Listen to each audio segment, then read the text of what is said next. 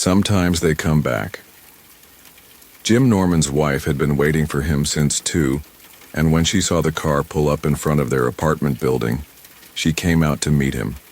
She had gone to the store and bought a celebration meal, a couple of steaks, a bottle of Lancers, a head of lettuce, and Thousand Island dressing.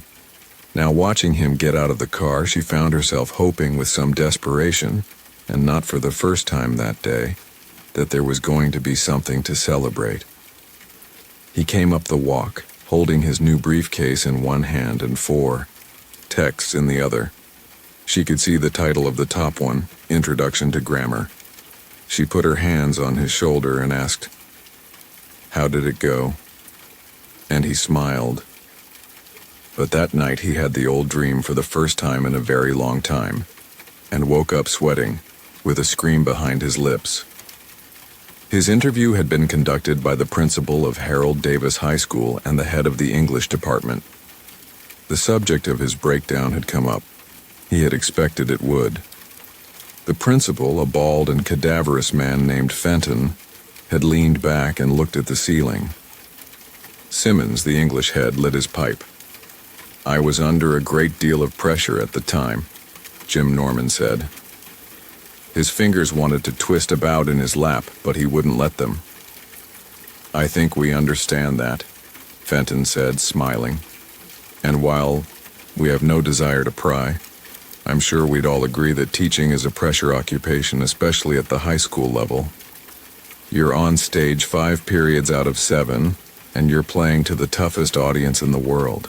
That's why," he finished with some pride, "teachers have more ulcers than any other professional group, with the exception of air traffic controllers." Jim said, "The pressures involved in my breakdown were extreme." Fenton and Simmons nodded. Non-committal encouragement, and Simmons clicked his lighter open to rekindle his pipe. Suddenly, the office seemed very tight, very close.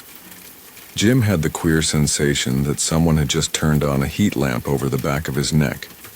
His fingers were twisting in his lap, and he made them stop. "I was in my senior year and practice teaching. My mother had died the summer before, cancer, and in my last conversation with her, she asked me to go right on and finish. My brother, my older brother, died when we were both quite young.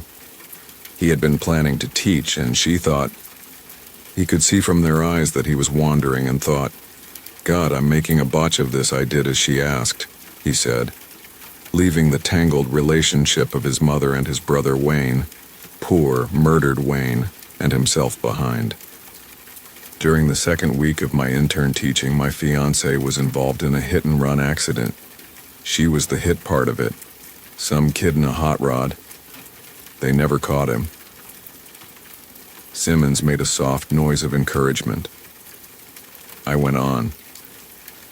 "There didn't seem to be any other course. She was in a great deal of pain, a badly broken leg and 4 fractured ribs, but no danger.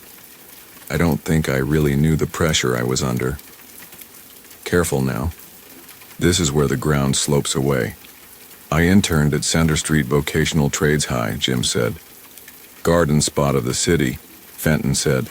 "Switchblades, motorcycle boots, zip guns in the lockers, lunch money protection rackets, and every 3rd kid selling dope to the other 2.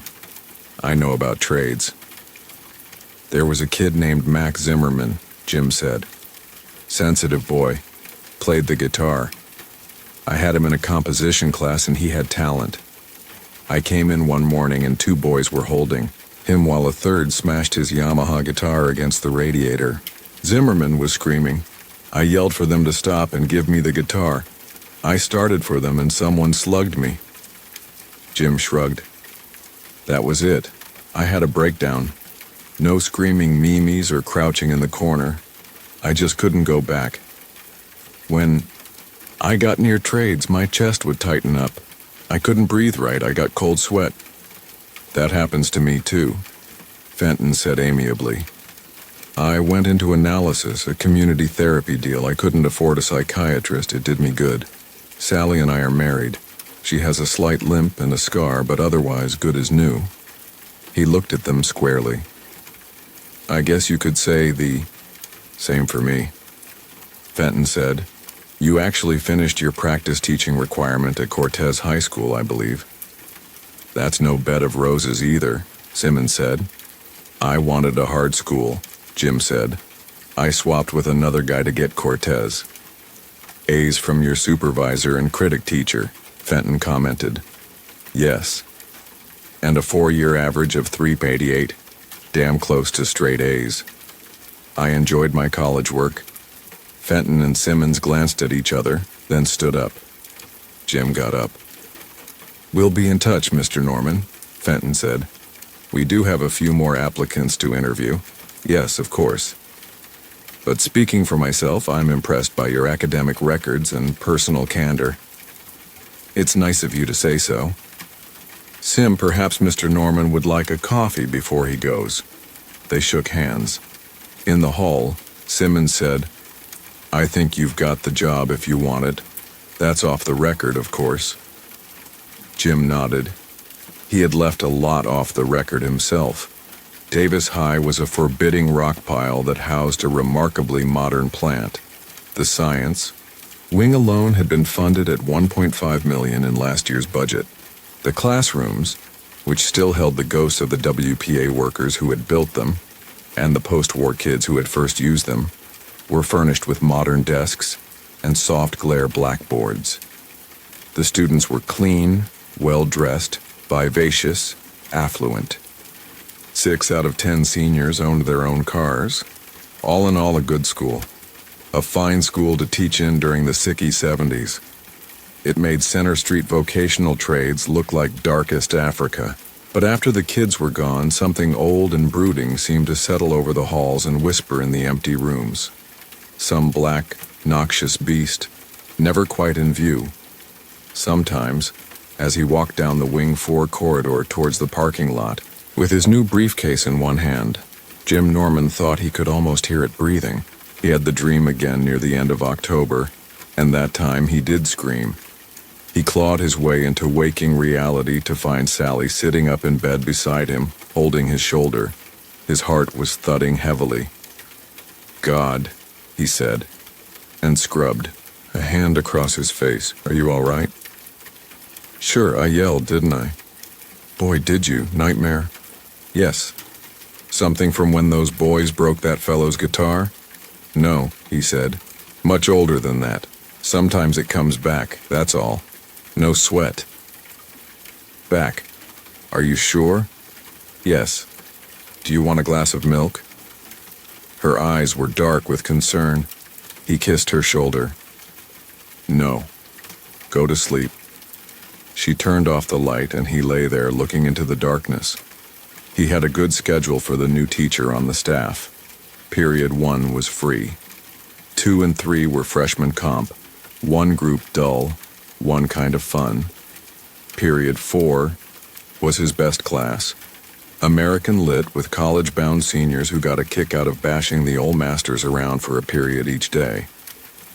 Period 5 was a consultation period, when he was supposed to see students with personal or academic problems.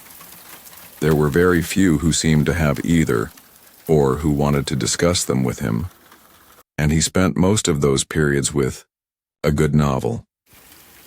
Period 6 was a grammar course, dry as chalk dust. Period 7 was his only cross. The class was called Living with Literature, and it was held in a small box of a classroom on the 3rd floor. The room was hot in the early fall and cold as the winter approached. The class itself was an elective for what school catalogs coyly call the slow learner. There were 27 slow learners in Jim's class, most of them school jocks.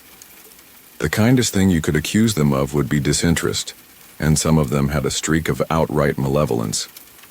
He walked in one day to find an obscene and cruelly accurate caricature of himself on the board, with Mr. Norman unnecessarily chalked under it. He wiped it off without comment and proceeded with the lesson in spite of the snickers. He worked up interesting lesson plans, included AV materials, and ordered several high-interest, high-comprehension texts, all to no avail. The classroom mood veered between unruly hilarity and sullen silence. Early in November, a fight broke out between two boys during a discussion of mice and men. Jim broke it up and sent both boys to the office. When he opened his book to where he had left off, the words, "Bite it," glared up at him. He took the problem to Simmons, who shrugged and lit his pipe. "I don't have any real solution, Jim. Last period is always a bitch, and for some of them, a D grade in your class means no more football or basketball. And they've had the other gut English courses, so they're stuck with it." "And me too," Jim said glumly. Simmons nodded. "Show them you mean business and they'll buckle down, if only to keep their sports eligibility." But period 7 remained a constant thorn in his side. One of the biggest problems in living with Lit was a huge, slow-moving moose named Chip Osway. In early December, during the brief hiatus between football and basketball, Osway played both. Jim caught him with a crib sheet and ran him out of the classroom. "If you flunk me, we'll get you, you son of a bitch." Osway yelled down the dim third-floor corridor. "You hear me?" "Go on," Jim said. "Don't waste your breath." "We'll get you, creepo." Jim went back into the classroom. They looked up at him blandly, faces betraying nothing. He felt a surge of unreality, like the feeling that had washed over him before. "We'll get you, creepo." He took his gradebook out of his desk, opened it to the page titled "Living with Literature," and carefully lettered an F in the exam slot next to Chip Osway's name. That night, he had the dream again. The dream was always cruelly slow. There was time to see and feel everything. And there was the added horror of reliving events that were moving towards a known conclusion, as helpless as a man strapped into a car going over a cliff. In the dream, he was 9 and his brother Wayne was 12. They were going down Broad Street in Stratford, Connecticut, bound for the Stratford Library. Jim's books were 2 days overdue, and he had hooked 4 cents from the cupboard bowl to pay the fine. It was summer vacation. You could smell the freshly cut grass. You could hear a ball game floating out of some second-floor apartment window. Yankees leading the Red Sox 6-0 in the top of the 8th, Ted Williams batting. And you could see the shadows from the Burritt's Building Company, slowly lengthening across the street as the evening turned slowly towards dark. Beyond Teddy's Market and Burritt's, there was a railroad overpass, and on the other side, a number of the local losers hung around a closed gas station. 5 or 6 boys in leather jackets and pegged jeans. Jim hated to go by them. They yelled out, "Hey, Four Eyes," and "Hey, Shit Heels," and "Hey, you got an extra quarter," and once they chased them half a block. But Wayne would not take the long way around. That would be chicken. In the dream, the overpass loomed closer and closer, and you began to feel dread struggling in your throat like a big black bird.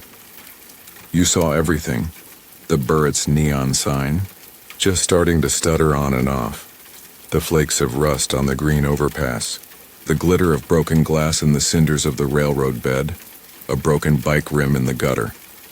You try to tell Wayne you've been through this before, 100 times.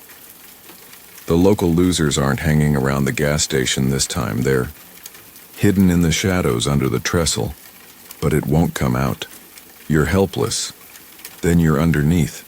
And some of the shadows detach themselves from the walls, and a tall kid with a blonde crew cut and a broken nose pushes Wayne up against the sooty cinder blocks and says, "Give us some money.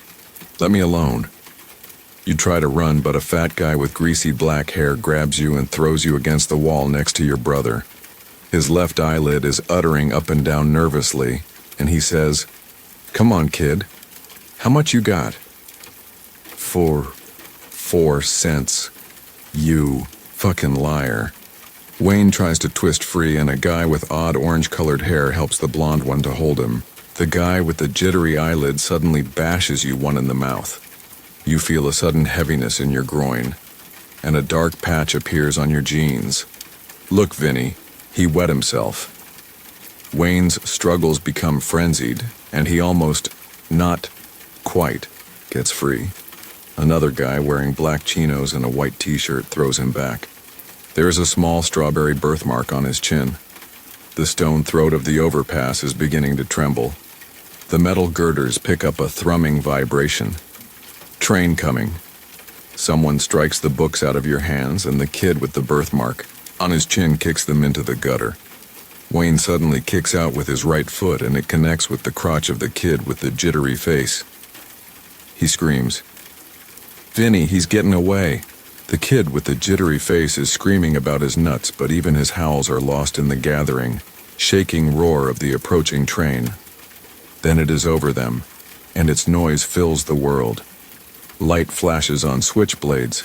The kid with the blonde crew cut is holding one and birthmark has the other.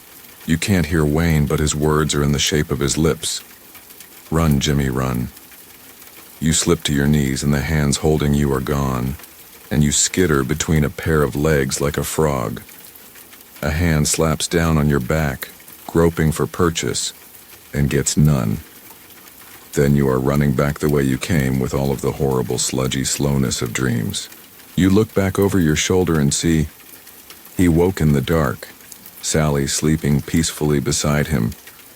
He bit back the scream, and when it was throttled, he fell back.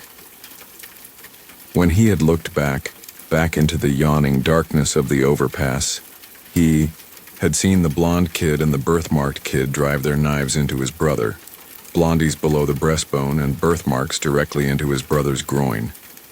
He lay in the darkness, breathing harshly, waiting for that 9-year-old ghost to depart, waiting for honest sleep to blot it all away. An unknown time later, it did.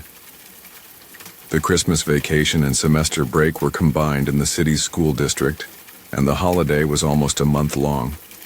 The dream came twice early on and did not come again. He and Sally went to visit her sister in Vermont and skied a great deal. They were happy. Jim's living with lit problem seemed inconsequential and a little foolish in the open, crystal air. He went back to school with a winter tan, feeling cool and collected. Simmons caught him on the way to his Period 2 class and handed him a folder. "New student, Period 7. Name is Robert Lawson. Transfer." "Hey, I've got 27. "In there right now, Sim, I'm overloaded." "You've still got 27. Bill Stearns got killed the Tuesday after Christmas car accident, hit and run." "Billy?" The picture formed in his mind in black and white like a senior photograph. William Stearns, Key Club 1, Football 1.2, Pen and Lance 2. He had been one of the few good ones in living with lit. Quiet, consistent A's and B's on his exams. Didn't volunteer often, but usually summoned the correct answers, laced with a pleasing dry wit when called on. Dead? 15 years old? His own mortality suddenly whispered through his bones like a cold draft under a door. Christ, that's awful. Do they know what happened? Cops are checking into it. He was downtown exchanging a Christmas present. Started across Rampart Street and an old Ford sedan hit him. No one got the license number, but the words "Snake Eyes" were written on the side door, the way a kid would do it. Christ, Jim said again. There's the bell, Simmons said. He hurried away, pausing to break up a crowd of kids around a drinking fountain. Jim went towards his class, feeling empty. During his free period, he flipped open Robert Lawson's folder. The first page was a green sheet from Milford High, which Jim had never heard of. The second was a student personality profile. Adjusted IQ of 78. Some manual skills, not many. Antisocial answers to the Barnett-Hudson personality test. Poor aptitude scores. Jim thought sourly that he was a living with lit kid all the way. The next page was a disciplinary history, the yellow sheet. The Milford sheet was white with a black border, and it was depressingly well filled. Lawson had been in 100 kinds of trouble. He turned the next page, glanced down at a school photo of Robert Lawson, then looked again. Terror suddenly crept into the pit of his belly and coiled there, warm and hissing. Lawson was staring antagonistically into the camera, as if posing for a police mugshot rather than a school photographer. There was a small strawberry birthmark on his chin. By period 7, he had brought all the civilized rationalizations into play. He told himself there must be thousands of kids with red birthmarks on their chins. He told himself that the hood who had stabbed his brother that day 16 long dead years ago would now be at least 32. But, climbing to the 3rd floor, the apprehension remained, and another fear to go with it. This is how you felt when you were cracking up. He tasted the bright steel of panic in his mouth. The usual group of kids was horsing around the door of room 33, and some of them went in when they saw Jim coming. A few hung around, talking in undertones and grinning. He saw the new boy standing beside Chip Osway. Robert Lawson was wearing blue jeans and heavy yellow tractor boots. All the rage this year. "Chip, go on in. That an order?" He smiled vacuously over Jim's head. "Sure. You flunked me on that. Test? Sure? Yeah, that's..." The rest was an under-the-breath mumble. Jim turned to Robert Lawson. "You're new," he said. "I just wanted to tell you how we run things around here." "Sure, Mr. Norman." His right eyebrow was split with a small scar, a scar Jim knew. There could be no mistake. It was crazy, it was lunacy, but it was also a fact. 16 years ago, this kid had driven a knife into his brother. Numbly, as if from a great distance, he heard himself beginning to outline the class rules and regulations. Robert Lawson hooked his thumbs into his garrison belt, listened, smiled, and began to nod as if they were old friends. "Jim? Is something wrong?" "No." "Those living with lit boys still giving you a hard time?" No answer. "Jim?" "No." "Why don't you go to bed early tonight?" But he didn't. The dream was very bad that night. When the kid with the strawberry birthmark stabbed his brother with his knife, he called after Jim, "You next, kid," right through the bag. He woke up screaming. He was teaching Lord of the Flies that week and talking about symbolism when Lawson raised his hand. "Robert," he said evenly, "why do you keep staring at me?" Jim blinked and felt his mouth go dry. "You see something green, or is my fly unzipped?" A nervous titter from the class. Jim replied evenly, "I wasn't staring at you, Mr. Lawson. Can you tell us why Ralph and Jack disagreed over you were staring at me? Do you want to talk about it with Mr. Fenton?" Lawson appeared to think it over. "No." "Good. Now can you tell us why Ralph and Jack..." "I didn't read it. I think it's a dumb book." Jim smiled tightly. "Do you now? You want to remember that while you're judging the book is also judging you. Now can anyone else tell me why they disagreed over the existence of the beast?" Kathy Slavin raised her hand timidly, and Lawson gave her a cynical once-over and said something to Chip Osway. The words leaving his lips looked like, "nice tits." Chip nodded. "Kathy?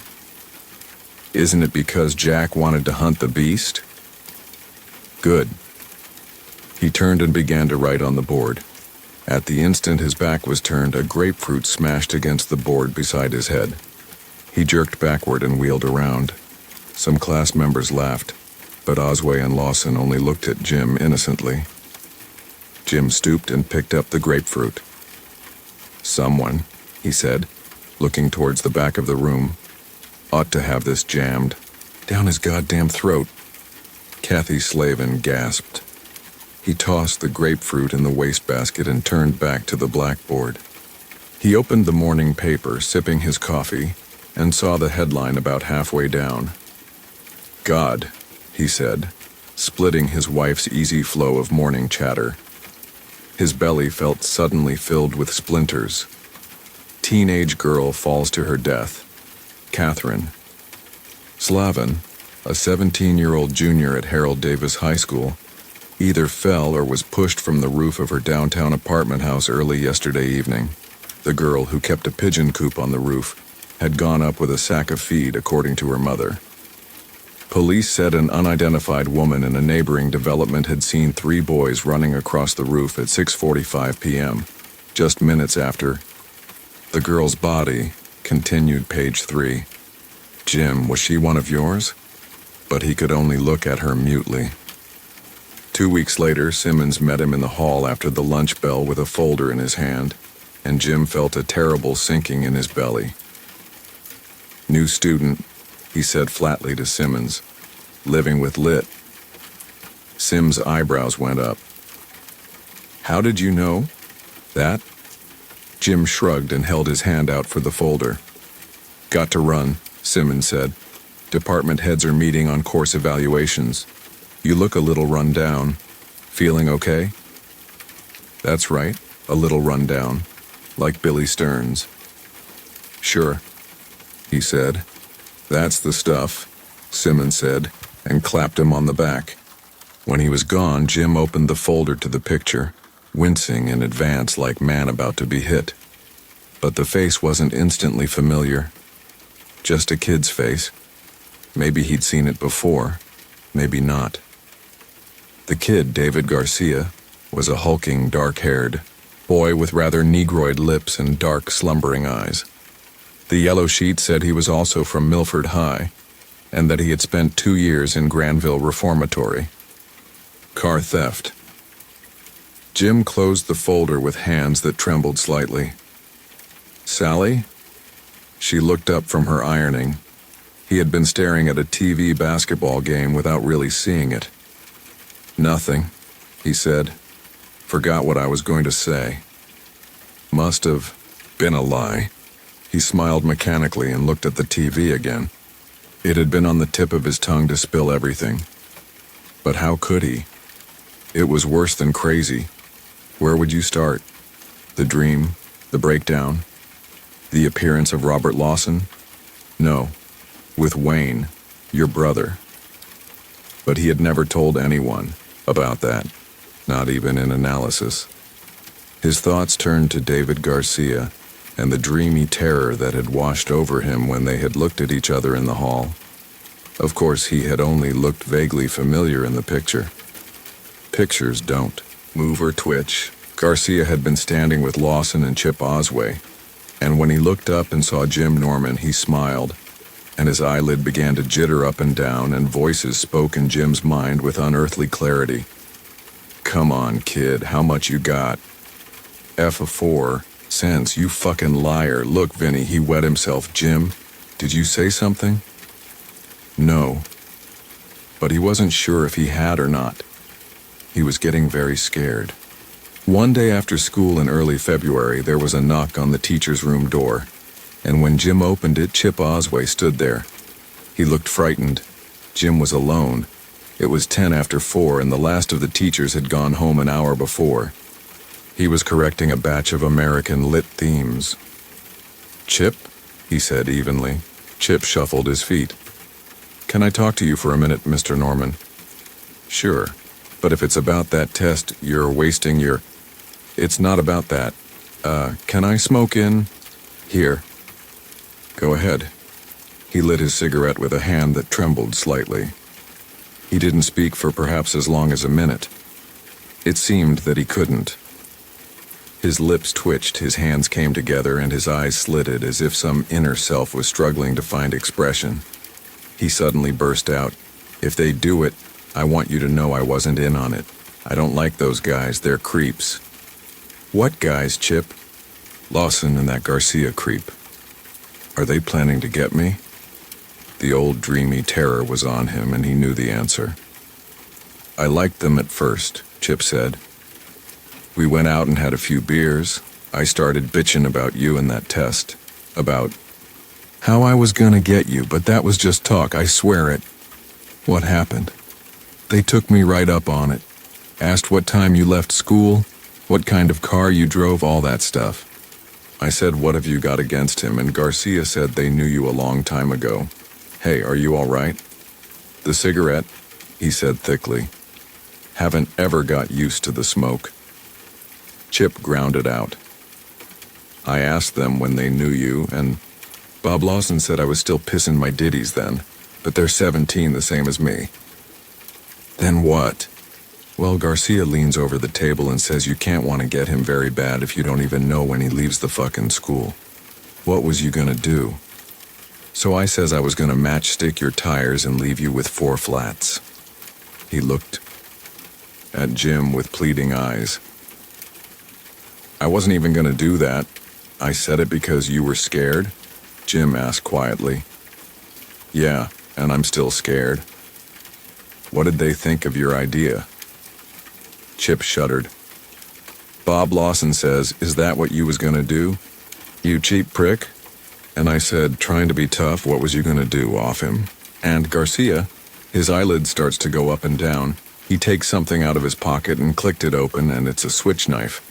That's when I took off. When was this, Chip? Yesterday. I'm scared to sit with those guys now, Mr. Norman. Okay, Jim said. Okay. He looked down at the papers he had been correcting without seeing them. What are you going to do? I don't know, Jim said. I really don't.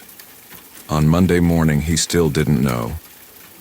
His first thought had been to tell Sally everything, starting with his brother's murder 16 years ago.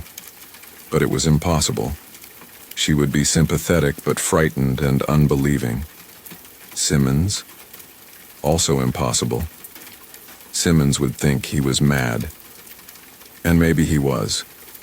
A man in a group encounter session he had attended had said having a breakdown was like breaking a vase and then gluing it back together. You could never trust yourself to handle that vase again with any surety. You couldn't put a flower in it because flowers need water and water might dissolve the glue. Am I crazy then? If he was, Chip Osway was too. That thought came to him as he was getting into his car, and a bolt of excitement went through him. Of course, Lawson and Garcia had threatened him in Chip Osway's presence. That might not stand up in court, but it would get the two of them suspended if he could get Chip to repeat his story in Fenton's office. And he was almost sure he could get Chip to do that. Chip had his own reasons for wanting them far away. He was driving into the parking lot when he thought about what had happened to Billy Stearns and Katie Slavin. During his free period, he went up to the office and leaned over the registration secretary's desk. She was doing the absence list. Chip Osway here today? He asked casually. Chip? She looked at him doubtfully. Charles Osway, Jim amended. Chip's a nickname. She leafed through a pile of slips, glanced at one, and pulled it out. He's absent, Mr. Norman. Can you get me his phone number? She pushed her pencil into her hair and said, Certainly. She dug it out of the 0 file and handed it to him. Jim dialed the number on an office phone. The phone rang a dozen times, and he was about to hang up when a rough, sleep-blurred voice said, Yeah? Mr. Osway? Barry Osway's been dead 6 years. I'm Gary Denkinger. Are you Chip Osway's stepfather? What did he do? Pardon? He's run off. I want to know what he did. So far as I know, nothing. I just wanted to talk with him. Do you have any idea where he might be? Nah, I work nights. I don't know none of his friends. Any idea at a... Nope. He took the old suitcase and $50 he saved up from stealing car parts or selling dope or whatever these kids do for money. Gone to San Francisco to be a hippie for all I know. If you hear from him, will you call me at school? Jim Norman, English wing. Sure will. Jim put the phone down. The registration secretary looked up and offered a quick, meaningless smile. Jim didn't smile back. 2 days later, the The words "left school" appeared after Chip Osway's name on the morning attendance slip. Began to wait for Simmons to show up with a new folder. A week later he did. He looked dully down at the picture. No question about this one. The crew cut had been replaced by long hair, but it was still blonde. And the face was the same. Vincent Corey. Vinny to his friends and intimates. He stared up at Jim from the picture, an insolent grin on his lips. When he approached his Period 7 class, his heart was thudding gravely in his chest.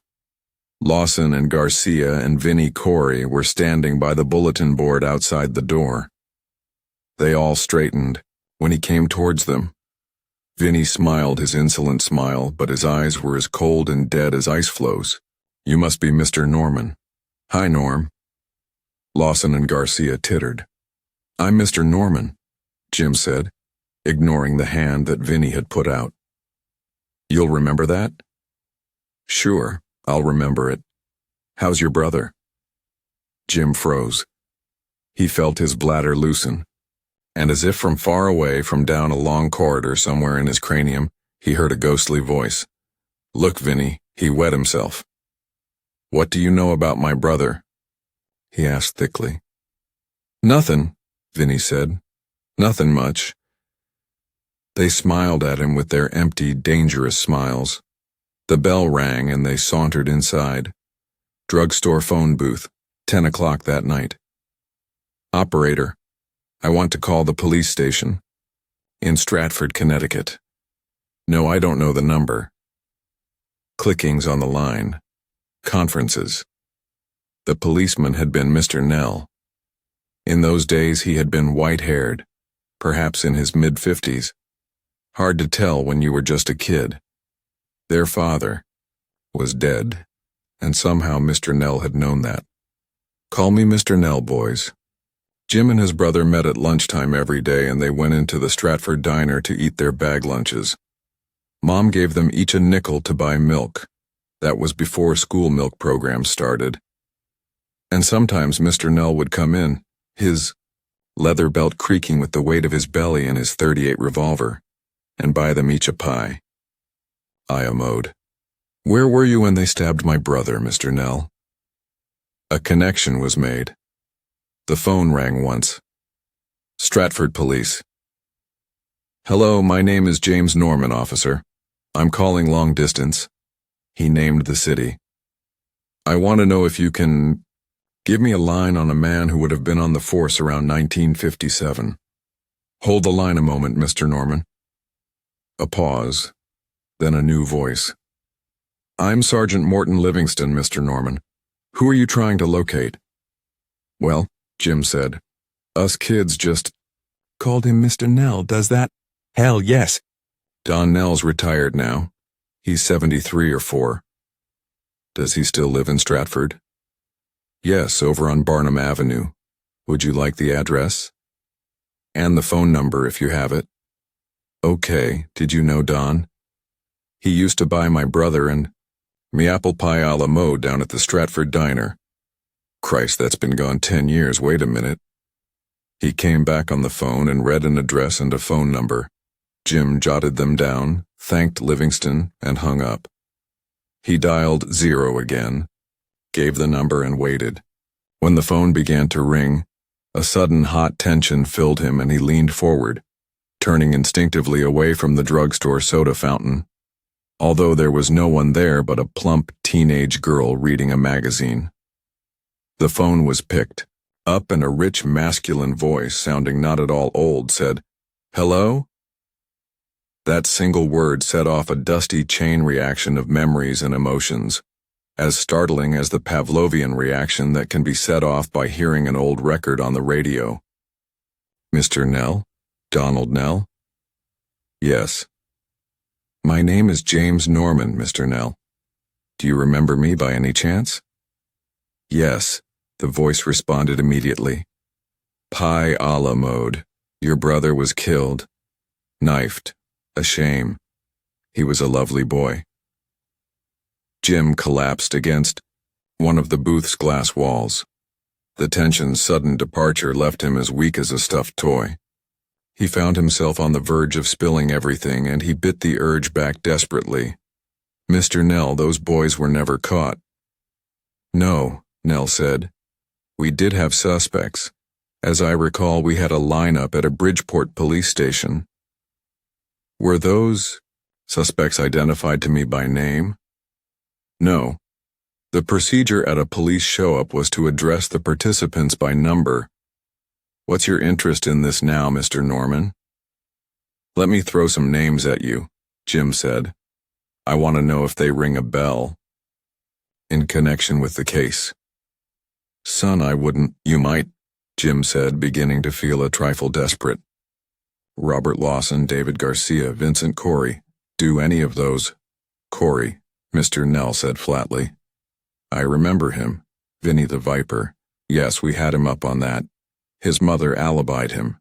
I don't get anything from Robert Lawson. That could be anyone's name, but Garcia, that rings a bell. I'm not sure why. Hell, I'm old." He sounded disgusted. "Mr. Nell, is there any way you could check on those boys?" "Well, of course they wouldn't be boys anymore."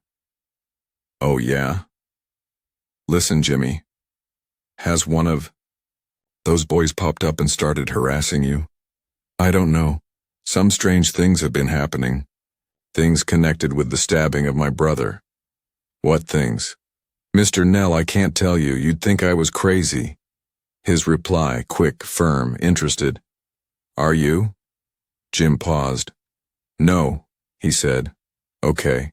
I can check the names through Stratford R&I. Where can I get in touch?"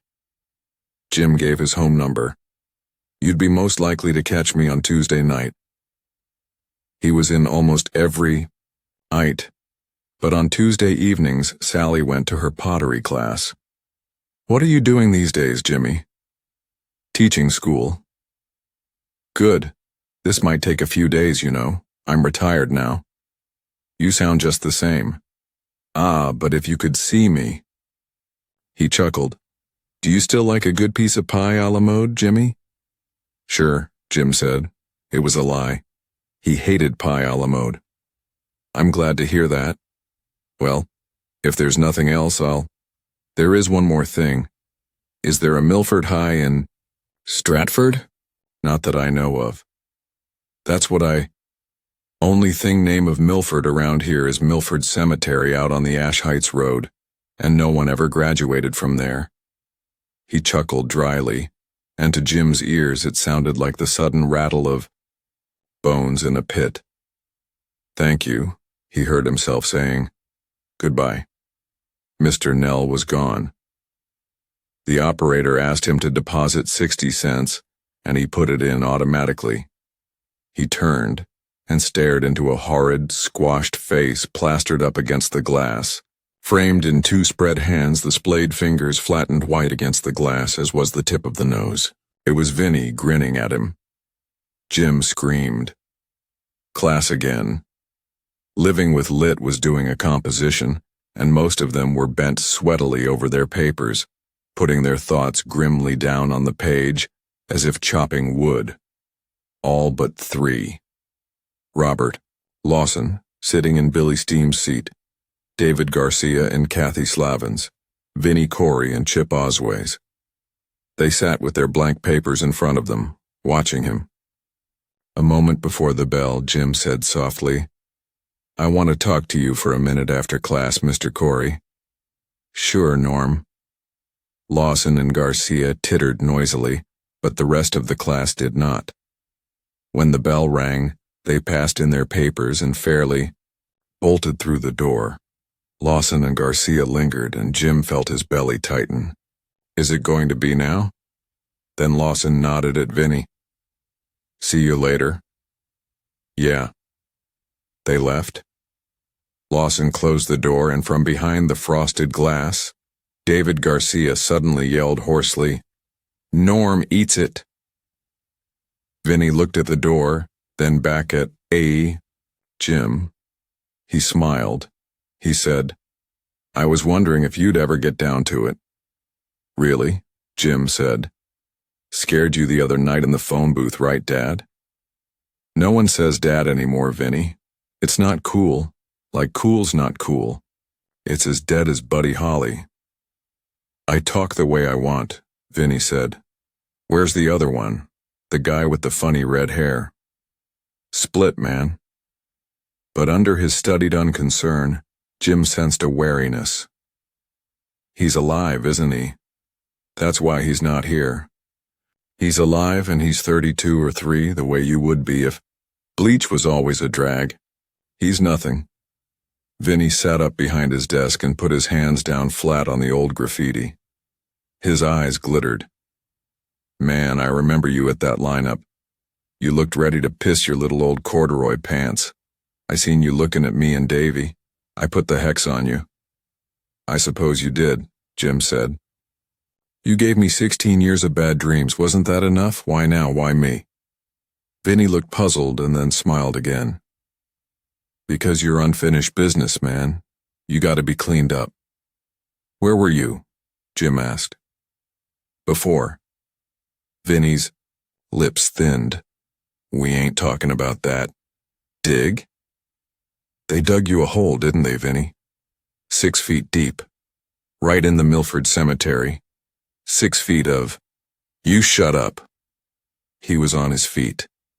The desk fell over in the aisle. It's not going to be easy, Jim said. I'm not going to make it easy for you. We're gonna kill you, Dad.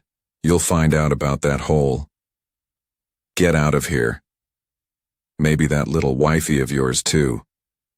You goddamn... Punk, if you touch her... He started forward blindly, feeling violated and terrified by the mention of Sally. Vinny grinned and started for the door. Just be cool.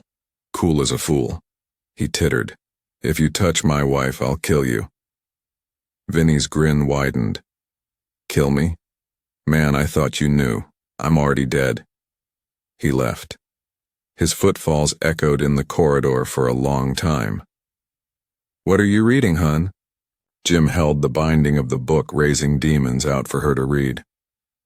Yuck. She turned back to the mirror to check her hair. Will you take a taxi home? He asked. It's only 4 blocks. Besides, the walk is good for my figure. Someone grabbed one of my girls over on Summer Street, he lied. She thinks the object was rape. Really? Who? Diana Snow, he said, making a name up at random. She's a level-headed girl. Treat yourself to a taxi, okay? Okay, she said. She stopped at his chair, knelt, put her hands on his cheeks and looked into his eyes. What's the matter, Jim? Nothing. Yes, something is. Nothing I can't handle.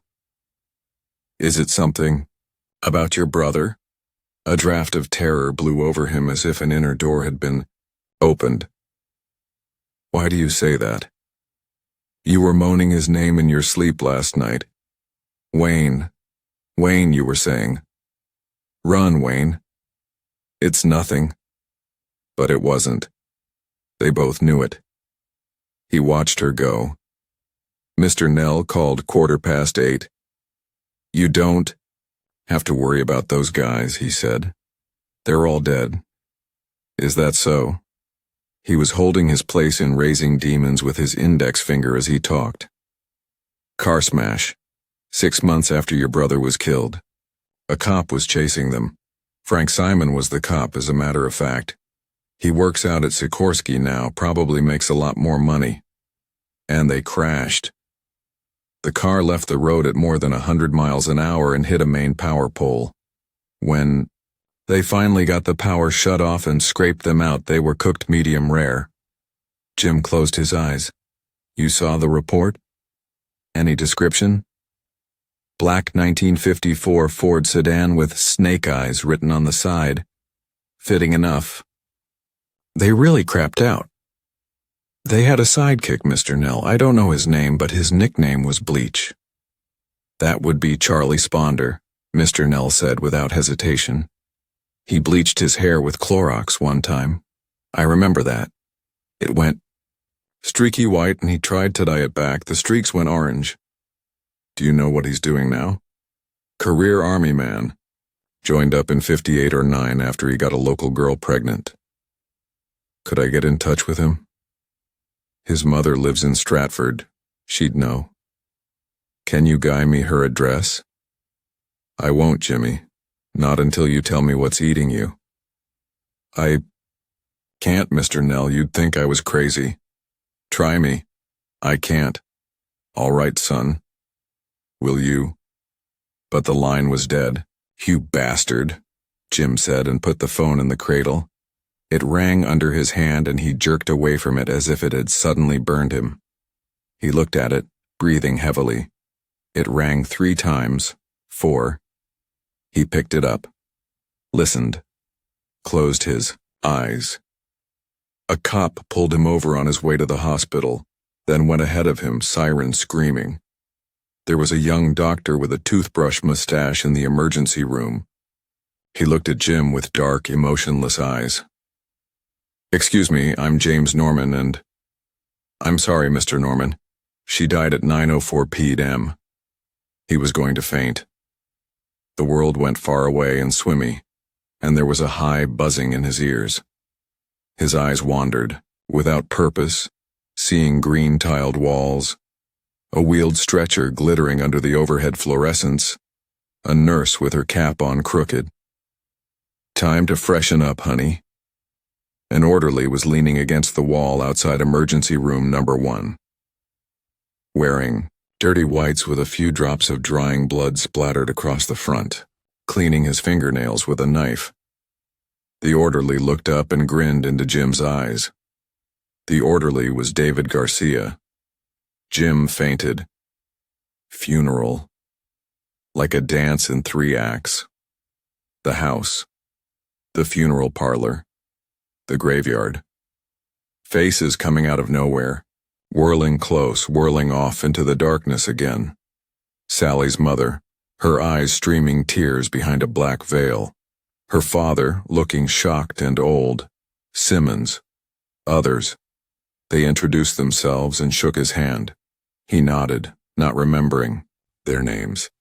Some of the women brought food, and one lady brought an apple pie and someone ate a piece, and when he went out in the kitchen, he saw it sitting on the counter, cut wide open and drooling juice into the pie plate like amber blood, and he thought, should have a big scoop of vanilla ice cream right on top. He felt his hands and legs trembling, wanting to go across to the counter and throw the pie against the wall, and then they were going and he was watching himself, the way you watch yourself in a home movie, as he shook hands and nodded and said, "Thank you. Yes, I will. Thank you.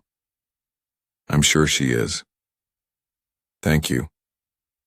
When they were gone, the house was his again. He went over to the mantel.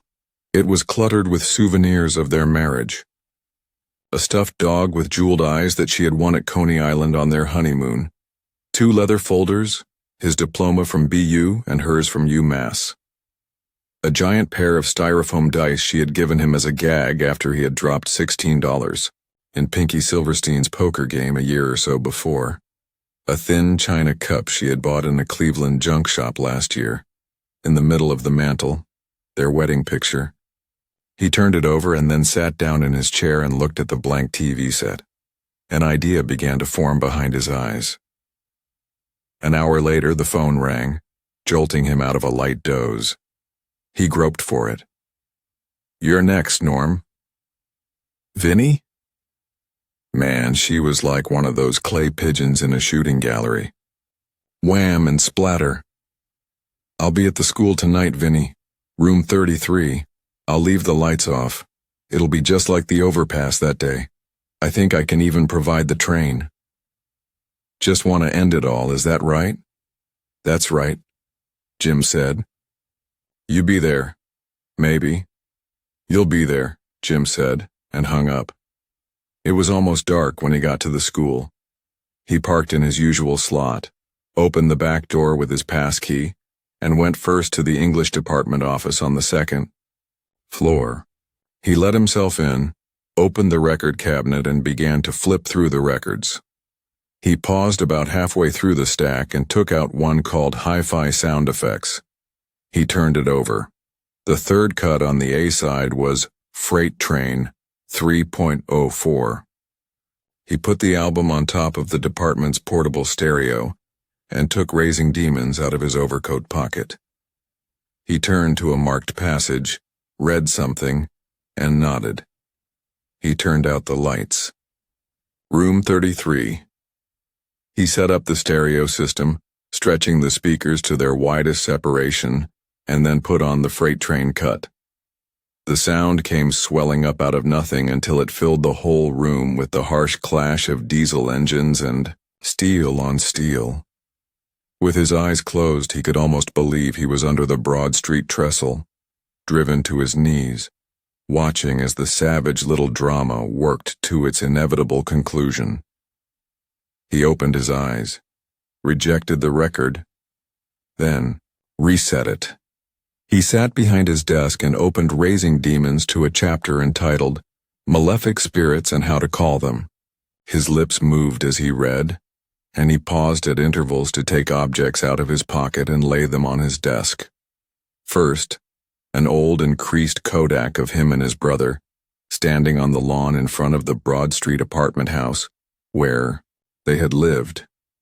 They both had identical crew cuts, and both of them were smiling shyly into the camera.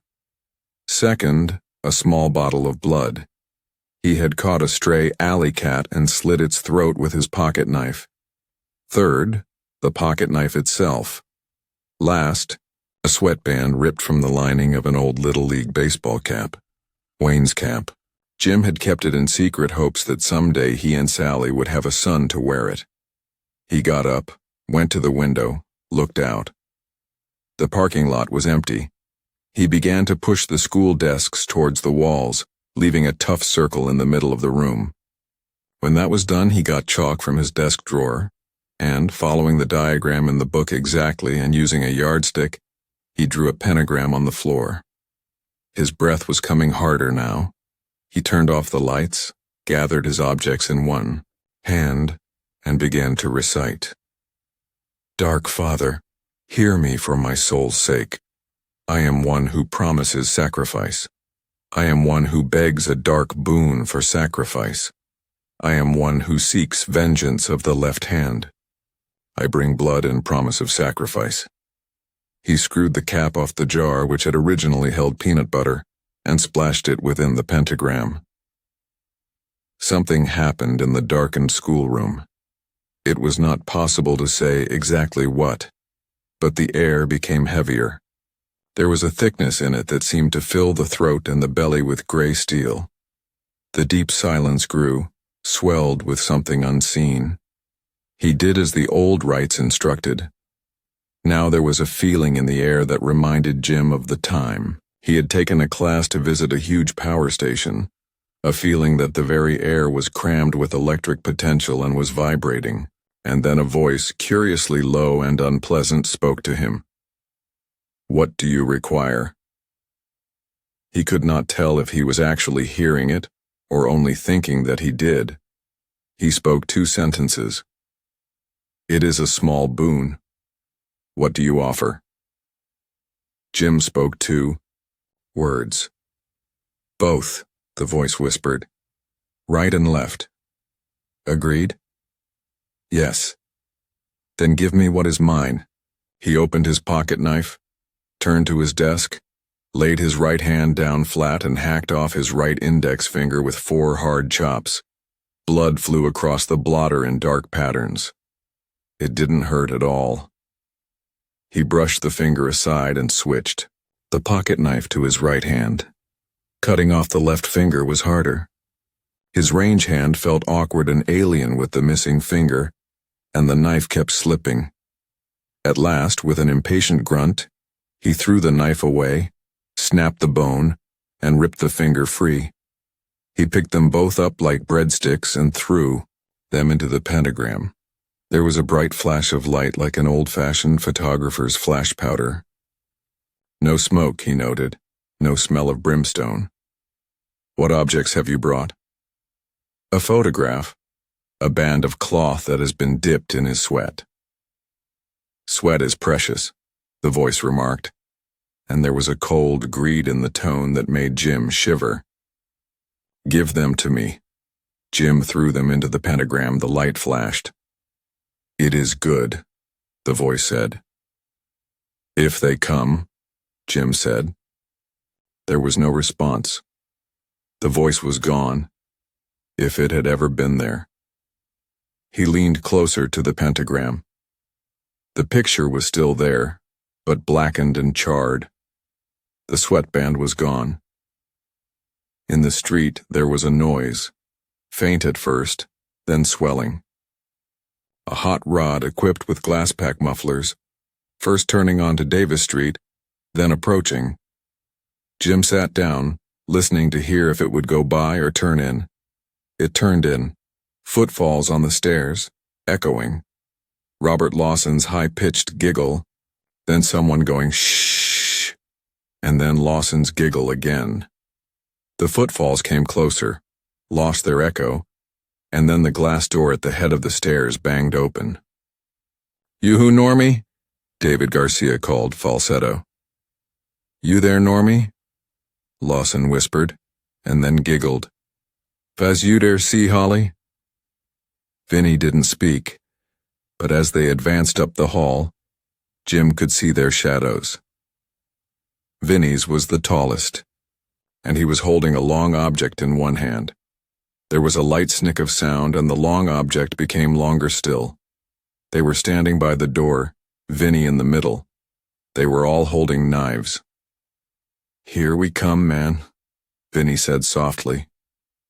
"Here we come for your ass." Jim turned on the record player. "Jesus!" Garcia called out, jumping. "What's that?" The freight train was coming closer. You could almost feel the walls thrumming with it. The sound no longer seemed to be coming out of the speakers, but from the hall, from downtrack someplace, far away in time as well as space. "I don't like this, man," Lawson said. "It's too late," Vinny said. He stepped forward and gestured with the knife. "Give us your money, Dad." "Let us go." Garcia recoiled. "What the hell?" But Vinny never hesitated. He motioned the others to spread out, and the thing in his eyes might have been relief. "Come on, kid, how much you got?"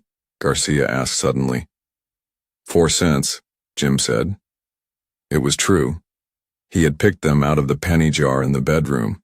The most recent date was 1956. "You fucking liar." "Leave him alone." Lawson glanced over his shoulder, and his eyes widened. The walls had become misty, insubstantial. The freight train wailed. The light from the parking lot street lamp had reddened, like the neon Burritts Building Company sign, stuttering against the twilight sky. Something was walking out of the pentagram, something with the face of a small boy, perhaps 12 years old, a boy with a crew cut. Garcia darted forward and punched Jim in the mouth. He could smell mixed garlic and pepperoni on his breath. It was all slow and painless. Jim felt a sudden heaviness like lead in his groin, and his bladder let go. He looked down and saw a dark patch appear and spread on his pants. "Look, Vinny, he wet himself," Lawson cried out. The tone was right, but the expression on his face was one of horror. The expression of a puppet that has come to life only to find itself on strings. "Let him alone," the Wayne thing said. But it was not Wayne's voice. It was the cold, greedy voice of the thing from the pentagram. "Run. Jimmy, run, run, run!" Jim slipped to his knees and a hand slapped down on his back, groping for purchase, and found none. He looked up and saw Vinny, his face stretching into a caricature of hatred, drive his knife into the Wayne thing just below the breastbone, and then scream, his face collapsing in on itself, charring, blackening, becoming awful. Then he was gone. Garcia and Lawson struck a moment later, writhed, charred, and disappeared. Jim lay on the floor, breathing harshly. The sound of the freight train faded. His brother was looking down at him. "Wayne?" he breathed. And the face changed. It seemed to melt and run together. The eyes went yellow and a horrible, grinning malignancy looked out at him. "I'll come back, Jim," the cold voice whispered. And it was gone. He got up slowly and turned off the record player with one mangled hand. He touched his mouth. It was bleeding from Garcia's punch. He went over and turned on the lights. The room was empty. He looked out into the parking lot and that was empty too, except for one hubcap that reflected the moon in idiot pantomime. The classroom air smelled old and stale, the atmosphere of tombs. He erased the pentagram on the floor and then began to straighten up the desks for the substitute the next day. His fingers hurt very badly. What fingers? He would have to see a doctor. He closed the door and went downstairs slowly, holding his hands to his chest. Halfway down, something, a shadow, or perhaps only an intuition, made him whirl around. Something unseen seemed to leap back. Jim remembered the warning in Raising Demons, the danger involved. You could perhaps summon them, perhaps cause them to do your work. You could even get rid of them. But sometimes they come back. He walked down the stairs again, wondering if the nightmare was over after all.